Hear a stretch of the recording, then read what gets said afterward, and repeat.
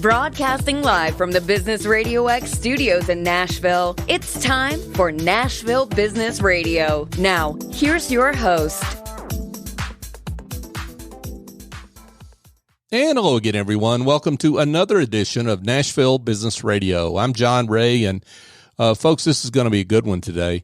Gary Aldridge is with us, and he's the owner of Aldridge Valuation Advisors. Gary, welcome. Thank you, John. I appreciate you having me. Hey, it's a pleasure. Let's talk about how you're serving folks at Aldridge Valuation Advisors. Well, I do a couple of different things. I'll summarize it by saying that I measure and grow value for businesses. On the measuring side, I do business valuations, usually when someone wants to buy or sell a business. There's a shareholder dispute, majority owner wants to buy out minority, or there's a personal or business divorce. That's on the measuring side. And then on the growing side, I work as a fractional CFO and work with businesses and try to find out what makes them, what we need to do to make them grow in value. And I think most business owners, when they think about valuation, they're thinking about an exit or some extraordinary event like a divorce where an asset needs to be valued, in this case, a company. You're really stretching that for business owners, that their minds a little bit as to how they ought to think about what you do, right? Right. I do. I'll give you an example. Working with a client now, and this is a perfect example. And he came to me and said, Gary, in 5 years, I want to sell for X. So tell me what I need to do to get there. So that's exactly, what we'll do. And so I've worked with him. I've done a valuation on his business. It's important to know your starting point before you can really target where you want to be. So he's given me a value that he wants to hit, when he wants to hit it, and then now I'll work with him to get there. So let's dive into that a little deeper, Gary. And I know that's unfolding, but so how does that engagement unfold as you work with a client like that? Well, I'll get to know them pretty well in depth, and we'll spend a lot of time on the front end understanding the owner, what his or her goals are, what their current capacity is, and we'll as we get into it, we'll find different stress points, pain points in the business, and each business is different. They have different ones. Each owner's got different strengths and sometimes shortcomings, and we'll try to shore those up. And we'll try to scale the business, and that gets into what I call people, processes, and technology. So we'll take a look at each one of the players on the team and see which ones we need to coach or keep or sometimes lose. And we'll look at the processes that they have. In the case of the client that I just mentioned, after working with him for some time, he knew that he had a problem with labor. Like a lot of owners do right now. It's hard for them to find good labor. A lot of manual work, hard work. He pays them well, treats them well, but it's hard work.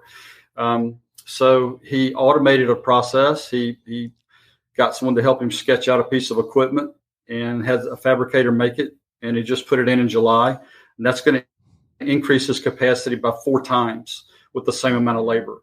So that will, in and of itself, running at full capacity, will add $1 million a year in gross profit now, not revenue, but gross profit to his bottom line. So that's a huge game changer as far as valuation goes. So that's what we talk about with processes and technology. Wow. So this particular business owner doesn't sound any different than a lot of them. They've got most business owners have something of an idea in their head as to what their business is worth. Something tells me you're the guy that delivers news that maybe is not always welcome in terms of what you see the real value is. Unfortunately, it's not. Sometimes I have to deliver news that they may not want to hear. And here's a stat for you. 70% of businesses don't sell.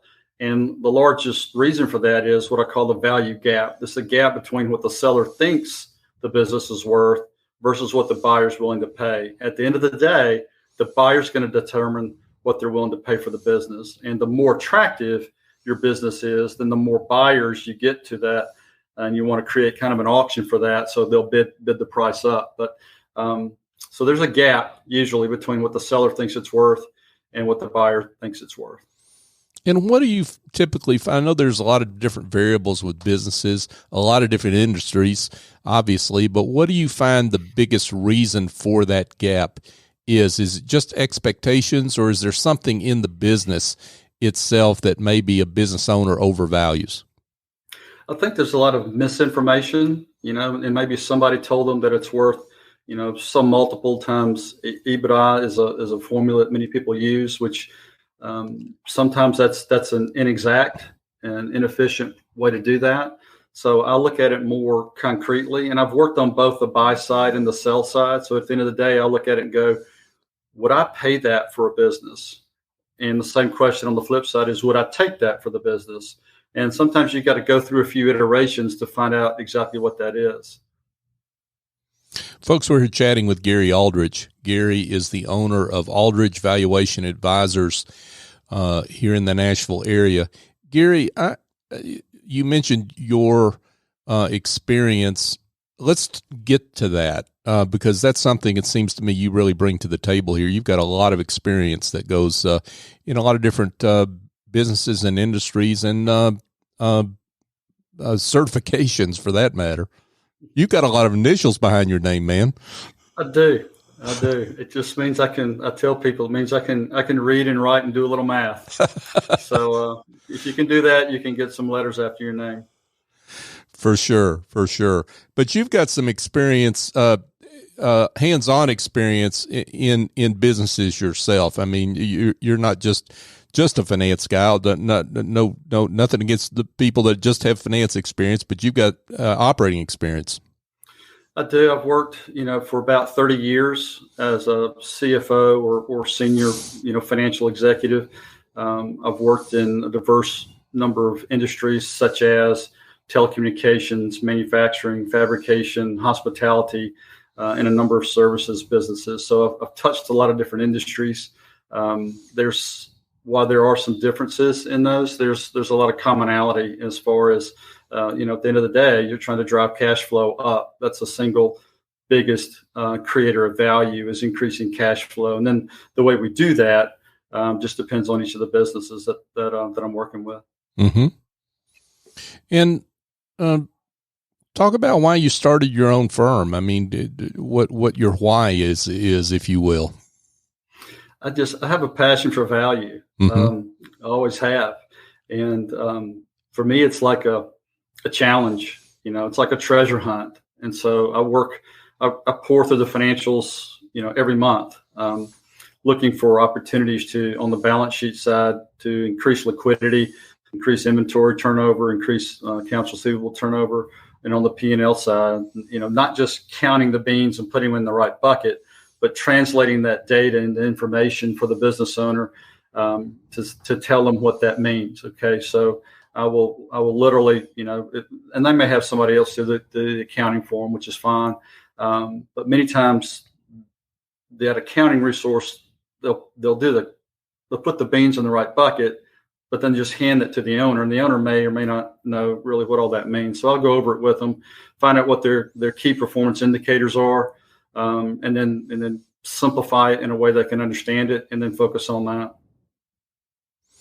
Now, you mentioned something there that I think is important. You don't necessarily come in and replace anyone internally from an accounting perspective. I mean, you're really parachuting in, if you will, bringing an outside strategic perspective to what's already happening internally.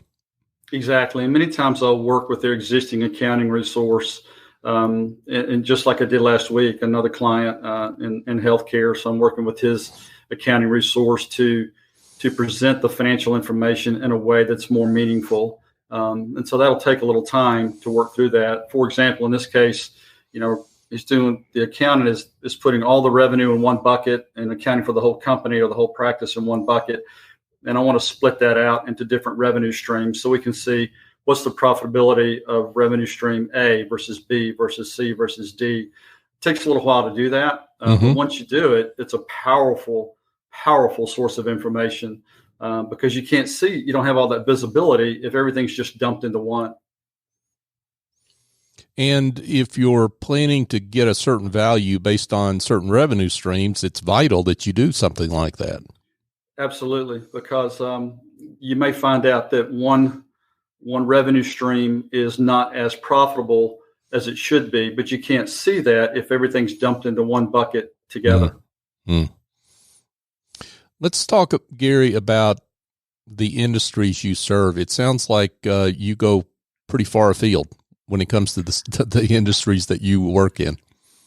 I do.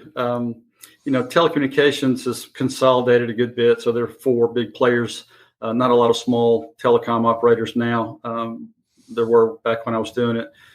But there's a lot of hospitality, a lot of manufacturing still, a lot of fabrication. And then, of course, there are tons of services-oriented businesses. So I work with each one of those. Mm-hmm. And size, what size is a good fit for you? I've worked with businesses anywhere from startup to 100 million, but typically something in the 1 to 20 million range in revenue is a good fit for me. That's somebody who's large enough they've got some pain points and stress points in their business, and they've got some resources that can do the day-to-day accounting stuff. And like you said, I really prefer to come in more from the outside and work with their existing accounting team, not trying to replace that. I don't have a team of accounting people. When I looked at leveraging myself, I thought about going in, you'd have to go in one of 2 directions. Either I had to hire a bunch of people to do all that work, which for me, I didn't want to do, or I can leverage myself up.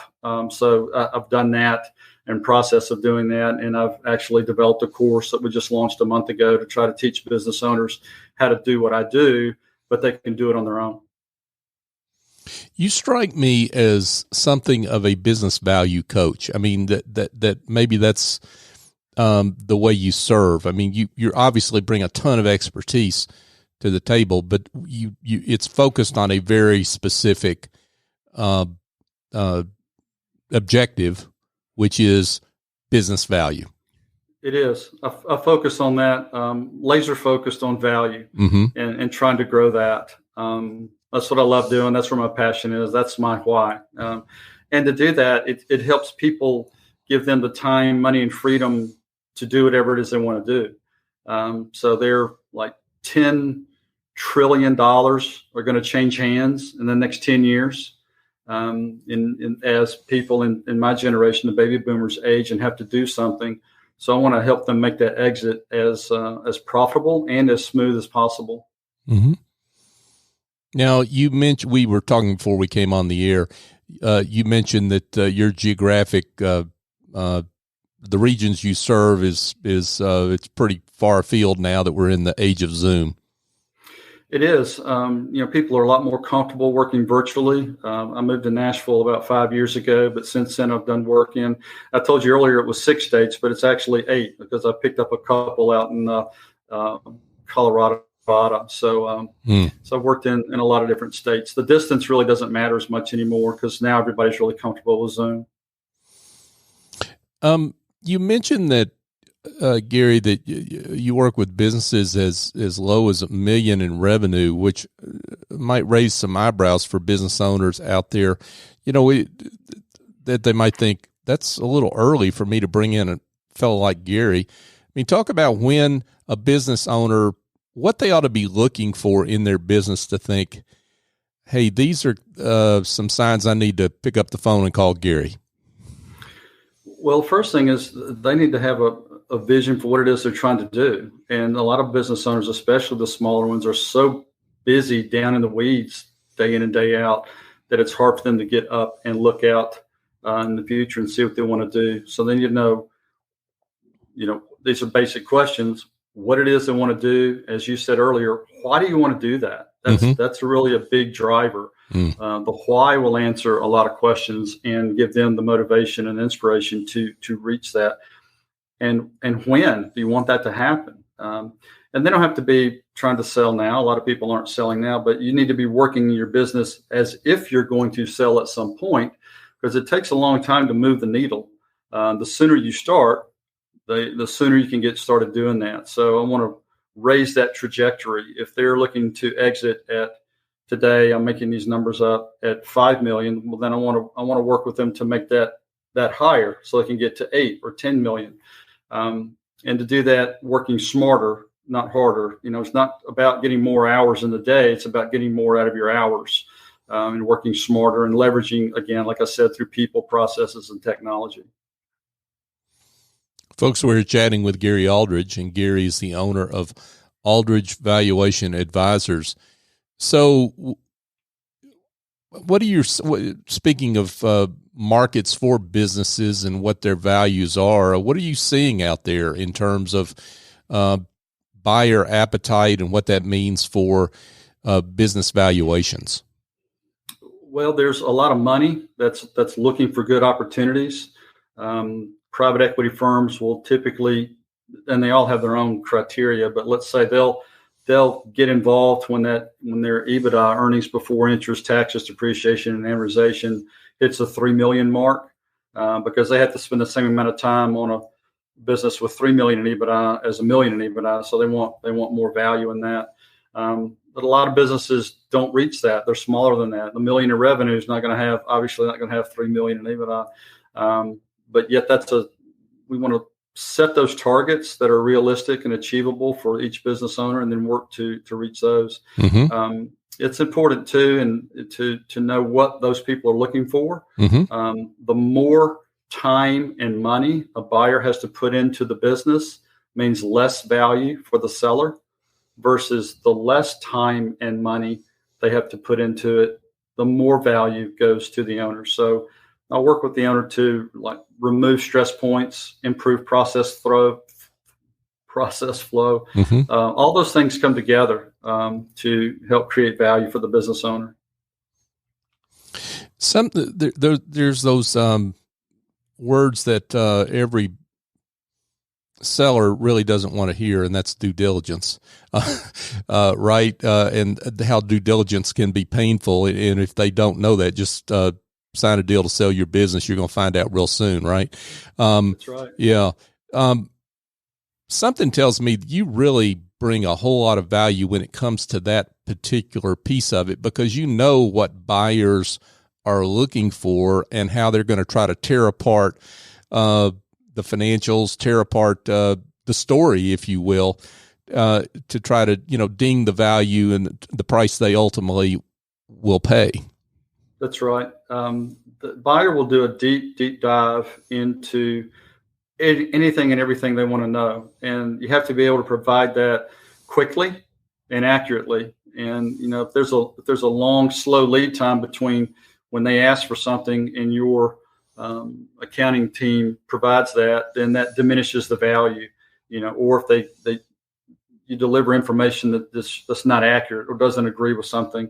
All those things indicate that this is not a valuable business. There's something wrong here.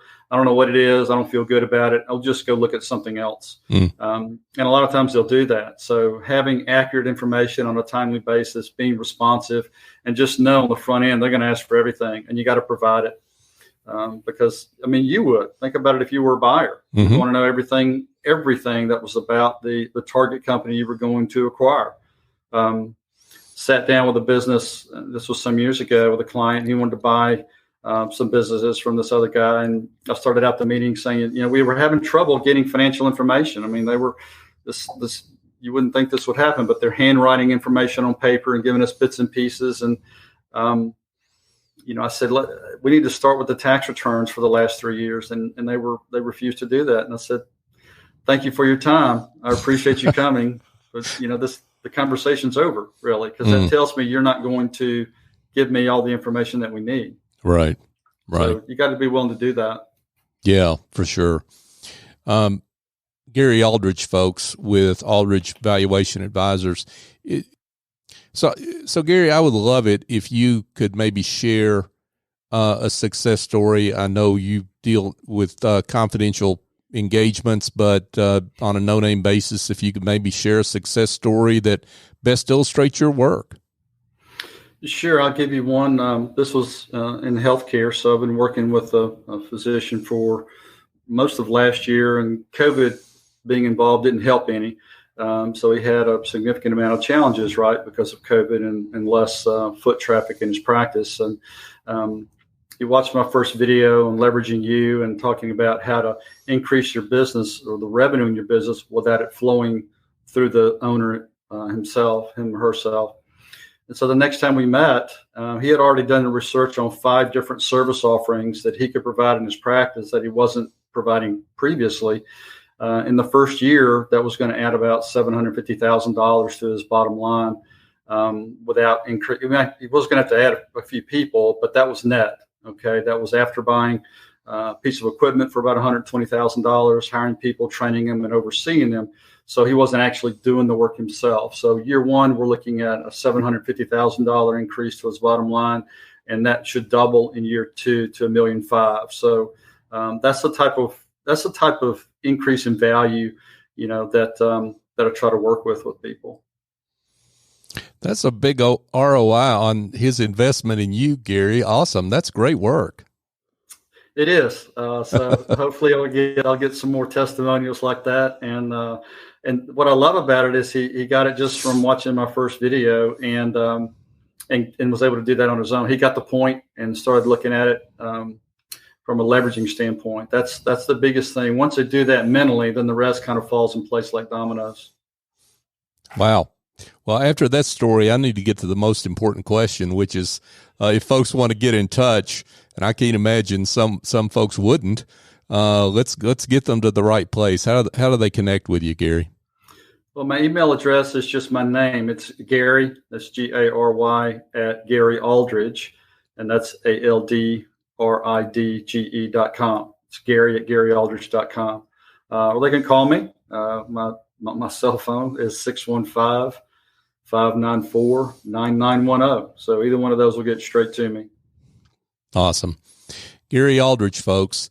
He's with Aldridge Valuation Advisors. Gary, this has been great. Thanks so much, and congratulations on the great work you're doing. Thank you so much, John. I appreciate the opportunity. Thank you. Absolutely. Hey, folks, just a quick reminder, Nashville Business Radio is the search term if you're not currently subscribing to the show, and we would love it if you would go do that. It's not about me or Business RadioX. It's about our great guests like Gary, who do great work and deserve to be found. So if you could do that for us, we'd greatly appreciate it. So for my guest, Gary Aldridge, I'm John Ray. Join us next time here on Nashville Business Radio.